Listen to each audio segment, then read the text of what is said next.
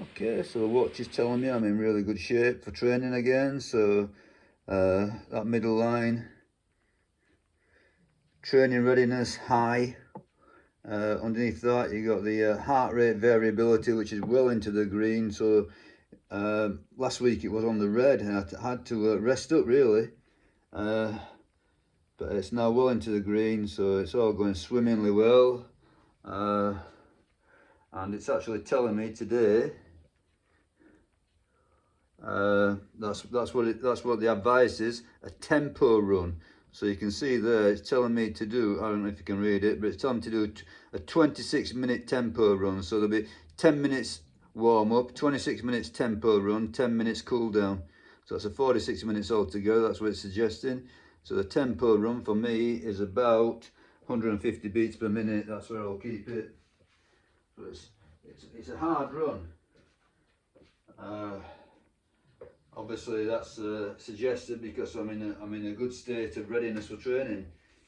So it's all systems go. Okay, so this morning I weighed in, very good. Slight scale weight decrease. So I don't know if you got any interest in the proof of what I'm saying. I did put it up as a video in the shorts section. I'm not going to get weighed in every day. I think it's a waste of time. It's not that accurate. You got water fluctuations, all sorts happening. Over the longer term, obviously, it's much more relevant. Yesterday I had one meal, so I did fasting all day, and I felt great actually. I think you get this. I'm pretty familiar with it. I'm not doing it for a while, but you get these sort of like odd sort of like feelings of being very very hungry, and if you just ride it through for a couple of minutes, that's all it is. It's some sort of body signal. I don't know exactly what the science of it is. I could look it up and I forget it instantly. But you get these these odd signals. Eat. You're very very hungry, and you just ignore it for a couple of minutes and it's gone. And all in all, I feel better fasting than I do not fasting. I felt really good. And I stuck it out until about 7 o'clock at night, and I had some tortillas, sort of like the flat tortillas, and some salmon. It's just food that had to be eaten. So I thought, okay, I'll do it this way. One big meal, and I reckon it probably came to about, I don't know, I'm gonna guess about 1200 calories. So that was my daily, all my calories for the day. Yeah. So a definite deficit. I wouldn't say that it was something that I'd want to do every day. I think it was definitely on the low side. The protein was probably about 80-90 grams of protein. Not a great deal of fat. But yeah, it's just one day, and it showed up. I want to get some sort of like momentum on the fat loss. It's not really been happening yet. I'm getting into it. Just get it. I think when you get the ball rolling, when you get that momentum going, and your body turns into fat loss. Yeah. Again, I'm not going to go into the deep science of all this. Okay. So breakfast today. 3 bananas. Why 3 bananas? Right. Why not the banana potato combo? Well, these bananas are going a bit too ripe, so they need to go. Well.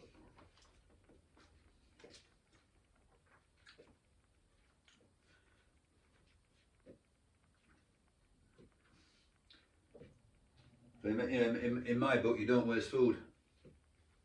So, slight adjustments on the wing. If your food needs to go, it goes. Right. But yeah, same story. Morning time carbs. Well, sorry. Daylight time carbs. Night time, flip over to protein. Well, more energy for your day.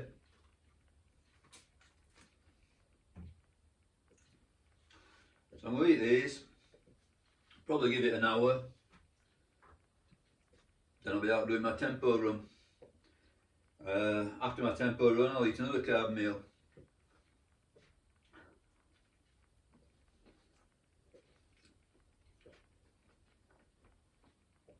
Then likely I won't eat again for a few hours, and I'll flip over to the protein at night. That's it. That's the plan. That's the idea. General template.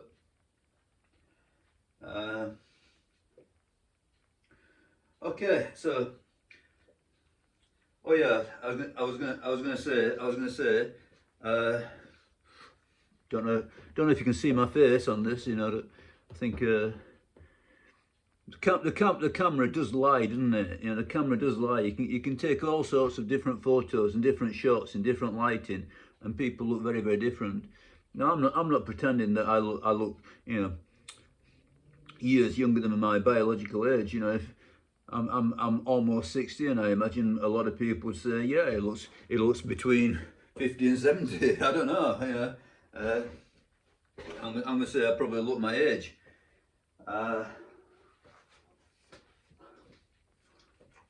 But I think that, you know, that's measuring very little. What you really need to be measuring is things like your VO2 max, resting heart rate, how many pull-ups can you do, you know,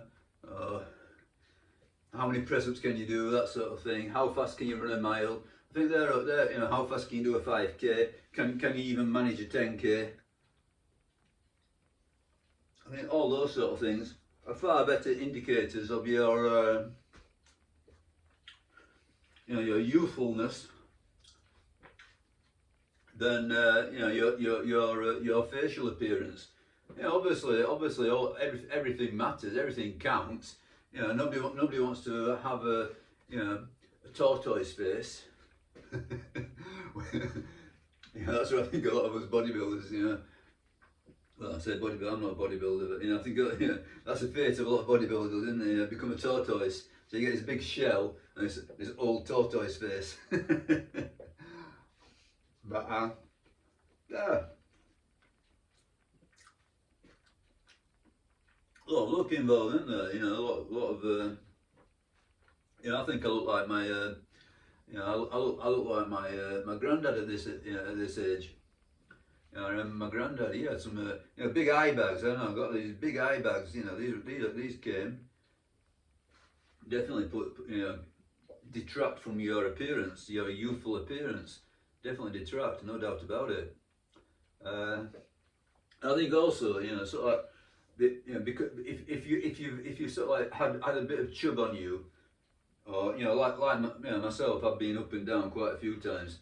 So you do get this sort of like skin on your face, which is, you know, it does look a bit flaccid or whatever. It doesn't look tight on your face. Doesn't look tight because it's you know, it's sort of like you've had weight on and the skin's stretched out to accommodate the weight, you know, the fat. And then when you lean out again, you know, your face looks a bit, I don't know, it's not so tight. You know, but you know, how much are you going to worry about these things? You know, they're all very, very low on the list. You know, I'm not Hollywood. You know, I'm not. You know, my living doesn't depend on you know, pretending that I'm you know, 30 years old or whatever. You know, faking it. I don't care it that much. You know, I don't want to look old, but you know, as I say, what matters really is the you know, the objective indicators of health. Okay, now obviously, you know, this you know, this for most people, you know, it's not gonna mean anything, but you know, I do have these conversations with this fella called Tom, and he's got some, you know, he's got some, let's put it this way, some strident views. I think that's fair enough.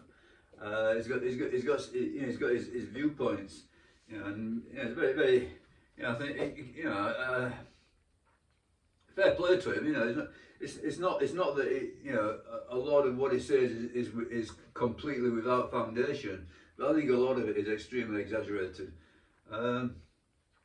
You know, he'll go on and on and on about, you know, gym slaves and you know, people spending far too much time doing this exercise thing. People don't understand how it works. That, you know, the exercise is only a stimulus, and that the body then has to recover and adapt, and it's not going to do it unless it's got the building blocks, the protein or whatever, which is all fair enough, but I think it takes it a little bit too far. For example, you know, I'll give you an example. You know, I think you could train 6 days a week. Let's say chest, shoulders, triceps one day, back and biceps another day, you know, legs third day, okay? And you know, you could then return to do chest again after, you know, so you do your 3 days, full body in 3 days, and on the 4th day you start it again. So essentially you've done chest, and then you've had 2 days off chest, and you do chest again. So you hit everything twice a week. I think that, you know, that is conceivably works for a good while. You know, nothing works forever. But you know, the idea that you can only train everything sort of like, you know, you can only train once or twice a week. You know, you can train body parts once a week, and maybe you could do an upper lower split, or you do full body, I don't know, once or twice. You know, I think yeah, it can work. You know, I'm only training twice a week now, 2 sessions a week. Yeah, in the gym anyway. Yeah, it can work, but that's not the only way by far. So you know, people were, you know, saying, you know, you definitively need to be resting 5 days a week or whatever. You know, I think no, not really. No. But you know, let's be generous. You know, a lot of people overdo the stimulus and underdo the recovery and the diet. And in reality, they're always important to each other. But you know, this what I'm going to say though. What I'm going to say though is that his claim to be, I think he's 6'2", so you know, okay, there's a bit of a wobble there. I'm not sure about this. So is it, you know, he's a tall fella. He's a tall fella, 6'2", and he claims to weigh 255 pounds at 10% body fat. Okay, I'm gonna say bullshit. No way, mate. No way. 6'2", 255 pounds, 10% body fat, natural. Yeah, something's got to give there. Some of those figures are wrong, intentionally or whatever. I'm gonna say, even if you're on steroids, those figures are probably wrong.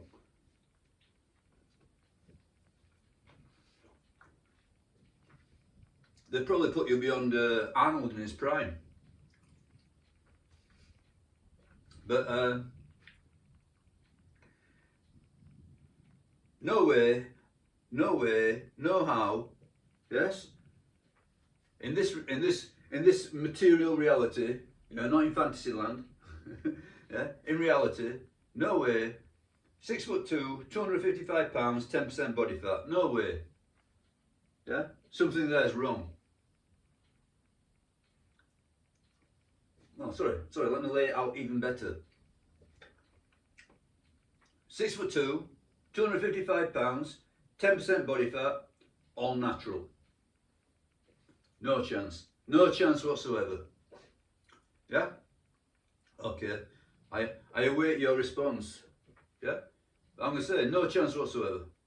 That's not reality. Not going to happen. Okay.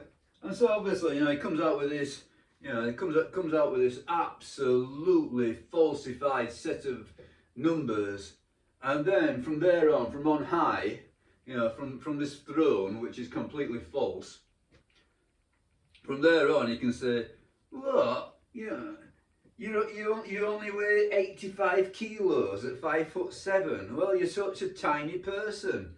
Okay. Yeah, compared to a fantasy, I am. Yeah, compared to a fiction, yes. Okay, I'll grant you that. Compared to a fiction, I'm a tiny person. But You know, even so, it's still not looking at reality. You got to understand. At my height, 5'7", yes, my weight, just below 86 kilos, is a whisker below BMI obesity.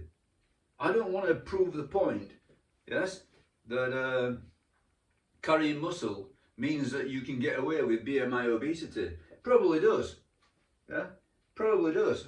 But I don't want to prove it. I don't want to make that point. So, you know, I've always had in mind, you know, every now and again, when you end up going to the doctors or whatever for something, or, you know, if you're ever unfortunate enough to go to the hospital, you know, it's quite rare, but I don't want to have that conversation with the doctor saying, well, you know, you do realise that you are obese.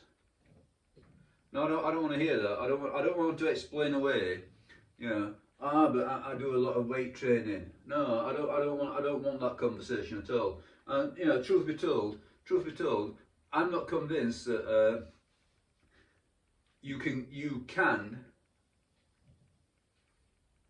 get away completely with a BMI score of obesity.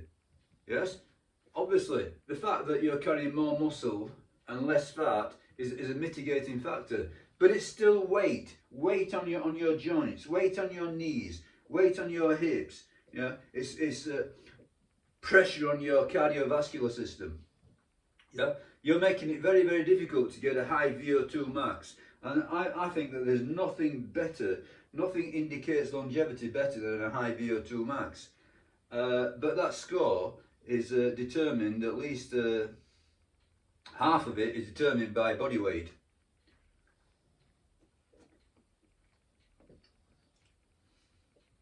So the lower your body weight,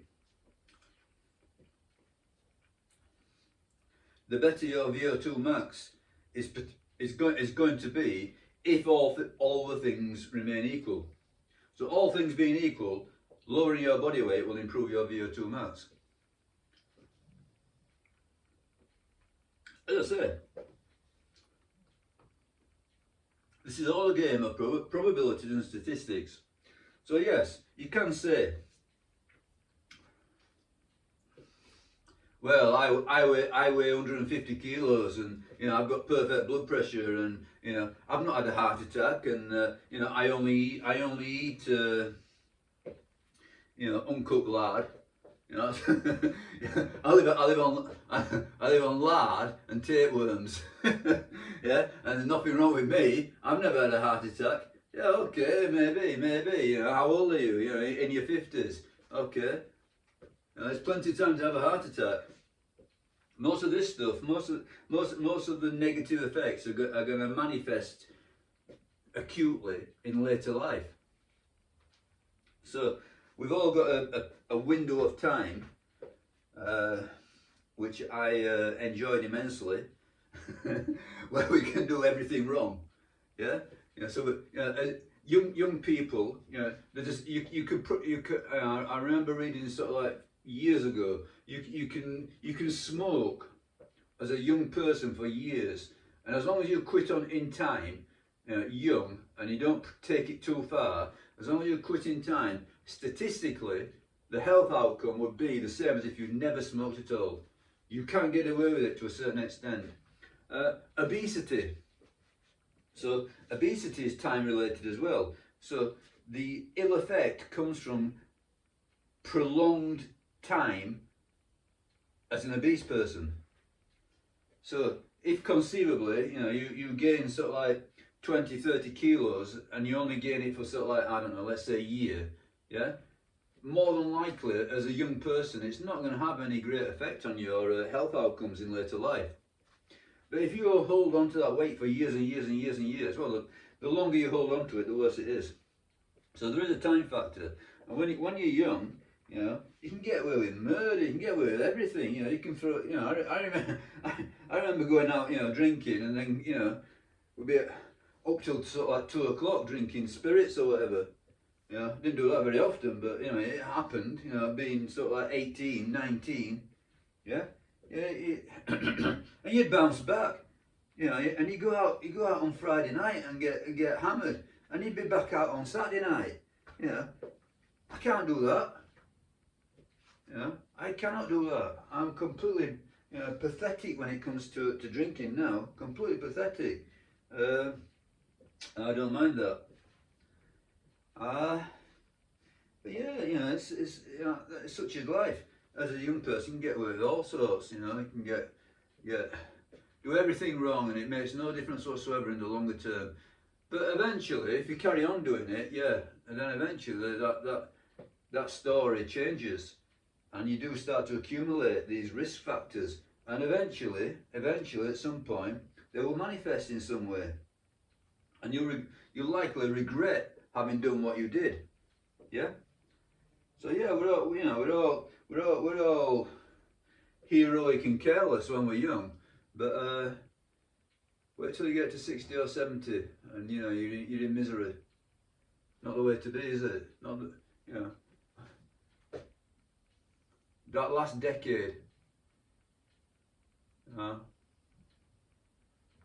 full of pain. I don't want that. That's what I'm avoiding.